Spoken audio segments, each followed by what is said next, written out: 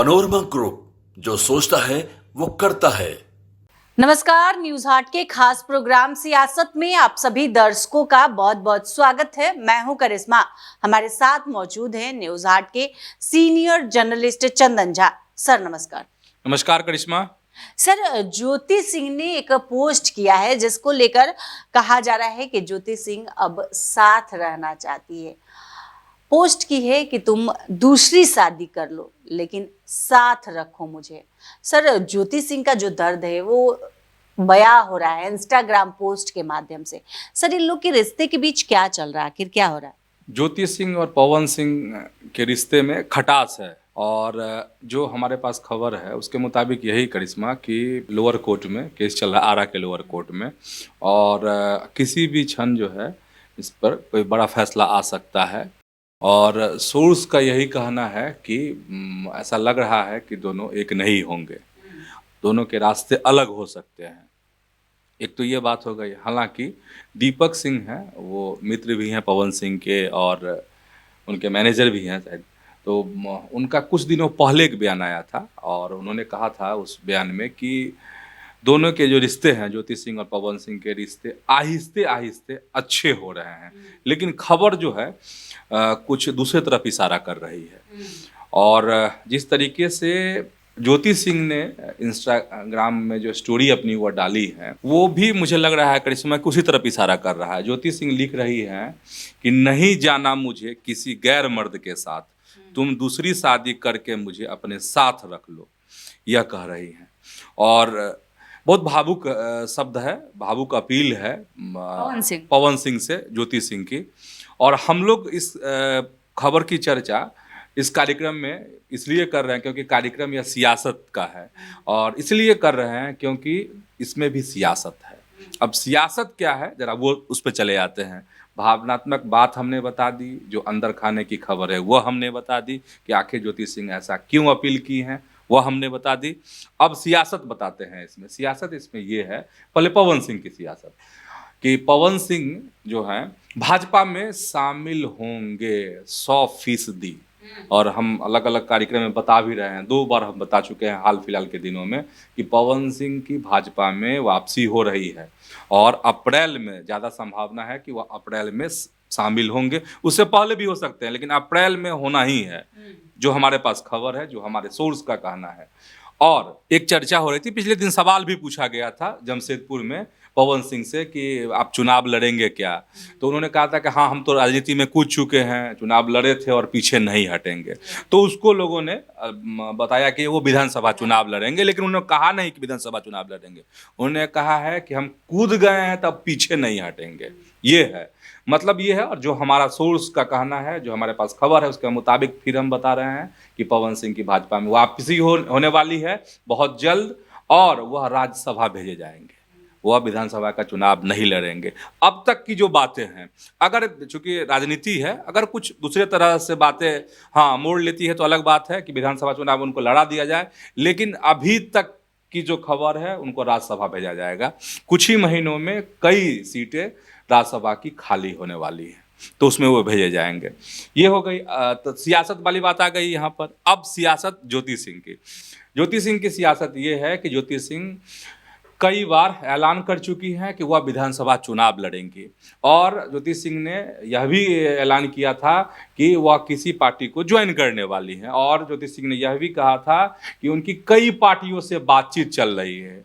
ये है, अब बहुत जल्द वो किसी पार्टी को ज्वाइन करेंगी, विधानसभा का चुनाव लड़ेंगे। मतलब सियासत यहाँ भी है, और इसीलिए हम लोगों ने पवन सिंह और ज्योति सिंह की खबर जो है इस कार्यक्रम में आपको यह खबर बताई है। पनोरमा ग्रुप, जो सोचता है वो करता है।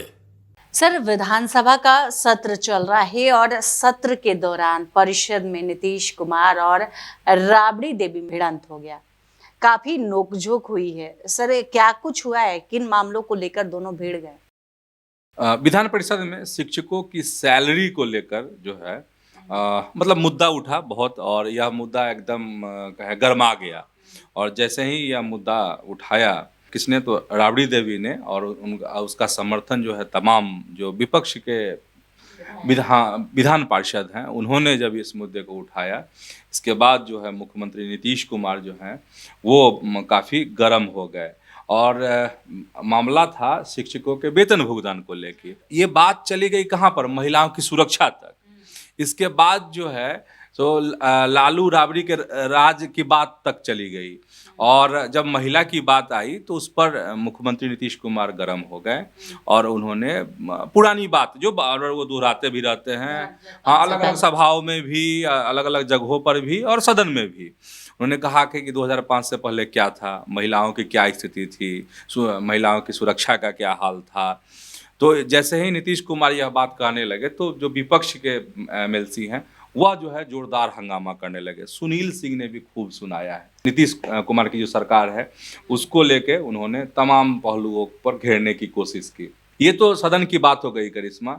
बाद में बाहर में राबड़ी देवी भी बहुत कुछ बोल दी, हाँ, बहुत कुछ बोल दी है जो हम नहीं कह सकते, लेकिन उन्होंने नीतीश कुमार को बहुत लपेटा है आज, और एक एक चीज़ का कि नीतीश कुमार ये हैं, नीतीश कुमार वो हैं, तो बहुत कुछ बोली है राबड़ी देवी नीतीश कुमार को लेकर। सदन में तो बोली ही, बाहर में बहुत कुछ बोली। पनोरमा ग्रुप, जो सोचता है वो करता है। सर, मेयर अंजुम आरा ने एक बयान दिया है जिसके बाद से बिहार की सियासत उफान पे है और तमाम तरह के बयान आ रहे हैं सामने। जदयू के जो भी नेता है वो भी फायर है। सर, अंजुम आरा ने ऐसा क्या कर दिया है? अंजुम आरा दरभंगा की मेयर हैं और बहुत सियासत गर्मा गई है।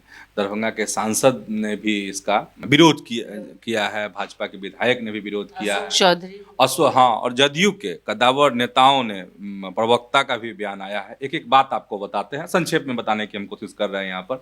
सबसे पहले कि आखिर अंजुम आरा जो दरभंगा की मेयर हैं वह कहना क्या चाह रही हैं, आखिर कौन सा वह बयान है जिससे इतना बवाल, मतलब दरभंगा से यह जो सियासी आग उठी और पटना दिल्ली तक पहुँच गई है, तो वह बयान क्या है? जो दरभंगा की मेयर हैं अंजुम आरा, उनका यह कहना है कि चूंकि होली और जुम्मा एक ही दिन पर रहा है तो क्यों नहीं जुम्मे की नमाज का जो वक्त होता है वह 12:30 बजे दोपहर से लेकर 2 बजे तक का वक्त होता है, और होली का भी त्यौहार है, तो इस दौरान क्यों नहीं होली को रोक देना चाहिए, हाँ, कुछ देर के लिए।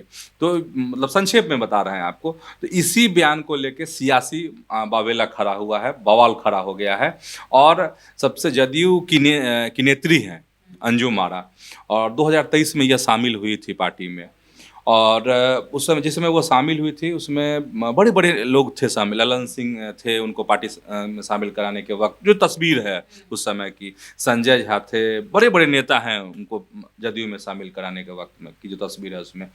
खैर, अब हम आते हैं कि जदयू में हैं, लेकिन बीजेपी के सांसद विधायक ने तो विरोध किया ही है, जदयू के नेताओं ने भी विरोध किया है। अशोक चौधरी कद्दावर नेता है, मुख्यमंत्री नीतीश कुमार के करीबी नेताओं में उनका नाम शुमार है, उन्होंने भी काफ़ी कुछ कह दिया है अंजुम आरा को। अशोक चौधरी ने कहा है कि जो दरभंगा की मेयर है अंजुम आरा का बयान जो है बिल्कुल गलत है, इसको कहीं से भी जायज उचित नहीं ठहराया जा सकता है।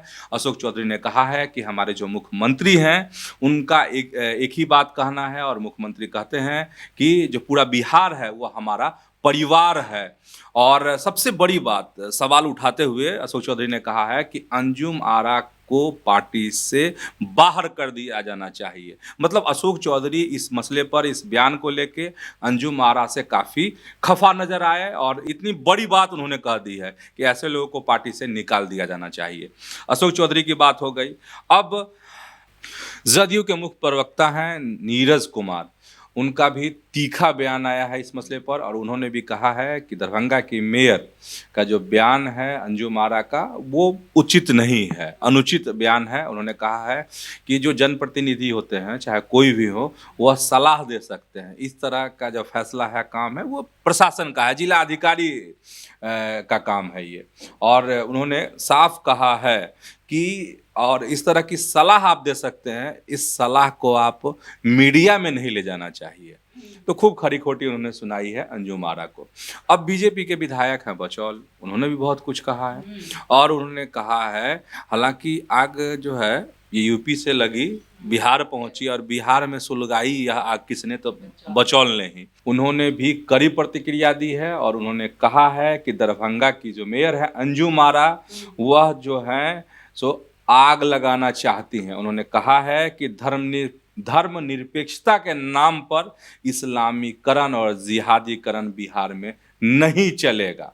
इधर इन बयानों के अलावा जो अंजुम आरा हैं उनका भी बयान आया है और उन्होंने कहा है कि जो होली ब्रेक का मामला है उसको लेकर उन्होंने स्पष्ट कहा है कि मेरी बातों को बढ़ा चढ़ाकर मीडिया में पेश किया गया है और अगर मेरी बात से किसी को ठेस दिक्कत हुई है, ठेस पहुंची है, तो हम उसके लिए माफ़ी मांगते हैं।